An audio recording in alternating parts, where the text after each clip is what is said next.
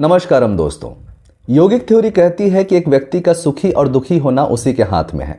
मतलब हम चाहें तो परिस्थितियों के परे जाकर अपनी भावनाओं को नियंत्रित कर सकते हैं। इस पर कई तर्कशास्त्री कहते हैं कि ऐसा पॉसिबल नहीं है, क्योंकि एक इंसान बाहरी चीज़ों से प्रभावित होता है और बाहरी परिस्थितियां मनुष्य की भावनाओं को नियंत्रित करती हैं।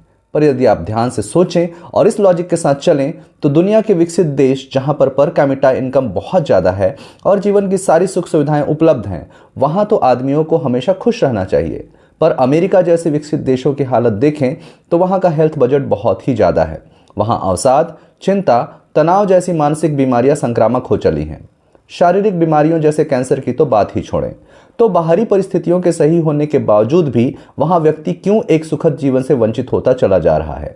इसके उलट अगर हम विकासशील देशों को देखें तो वहां रहने वाले लोग इन देशों के लोगों की तुलना में आर्थिक रूप से जरूर कमजोर हैं, पर उनकी संतुष्टि और खुशी न केवल उनसे ज़्यादा है, बल्कि तनाव, अवसाद जैसी मानसिक बीमारियां कम ही रिपोर्ट की जाती हैं।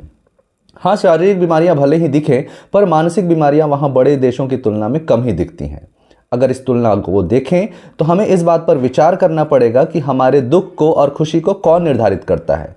क्या बाहरी परिस्थितियां ये करती हैं या फिर हमारे भीतर कुछ है जो इसे प्रभावित करती हैं? तो दोस्तों, आज की वीडियो में हम इसी बात पर चर्चा करेंगे। बाहरी परिस्थितियों पर नियंत्रण हमें आरामदायक जीवन शैली तो देता है, पर आरामदायक जीवन शैली पर आपका सुखी और आनंदित होना पूरी तरह निर्भर नहीं करता। और योग इसी बात को ही जोर देकर कहता है कि आप ही अपने दुख और सुख के लिए जिम्मेदार हैं। इस योगिक थ्योरी को लोग फिलॉसफी कहते हैं, पर यह एक फैक्ट है। चलिए इसके कुछ वैज्ञानिक पक्षों पर चर्चा करें। दोस्तों, हमारा पूरा शरीर एक प्रकार से रसायनों से ही कंट्रोल होता है, जिसे हम साइंस की भाषा में हार्मोन्स कहते हैं। ये हार्मोन्स हमारे शरीर में होने वाली सभी क्रियाओं जैसे blood circulation, digestion, respiration, neural activity सभी को ही नियंत्रित करती है। इन हार्मोन्स का आइडियल लेवल में होना एक हेल्दी लाइफ के लिए बहुत ही जरूरी होता है। जब ये हार्मोन्स आइडियल लेवल में होते हैं तो व्यक्ति शारीरिक और मानसिक दृष्टि से पूर्णतः स्वस्थ होता है।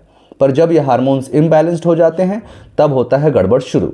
जैसे ही इन हार्मोन्स का बैलेंस शरीर में बिगड़ता है तो कई बीमारियां हमें घेर लेती हैं। साथ ही मानसिक दिक्कतें जैसे चिंता, अवसाद, तनाव, अधीरता, गुस्सा, जलन जैसी नकारात्मक भावनाएं हम पर हावी होने लगती हैं और हमारा नियंत्रण अपने आप से हटने लगता है।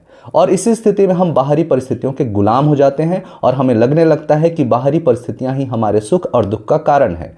योग दरअसल में शरीर के इन केमिकल्स को आइडियल लेवल में रखने की साइंटिफिक प्रक्रिया है, जिसमें पोस्चर्स, ब्रीदिंग एक्सरसाइजेस जिन्हें हम प्राणायाम कहते हैं, लाइफ रिलेटेड डिसिप्लिन जिन्हें हम यम, नियम, प्रत्याहार के रूप में जानते हैं, और फिर ध्यान इसमें हमारी मदद करता है। योग के ये अभ्यास हर उस अंग को क्रियाशील बनाते हैं जो इन विशेष हार्मोन्स को रिलीज करते हैं और उनकी मात्रा को शरीर में नियंत्रित रखते हैं।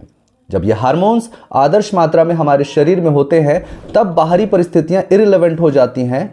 बाहरी परिस्थितियां बदलती हैं, पर ये हार्मोन्स उनके प्रति आपको अलग तरह से रिएक्ट या यूं कहें रिस्पॉन्स करने में मदद करती है।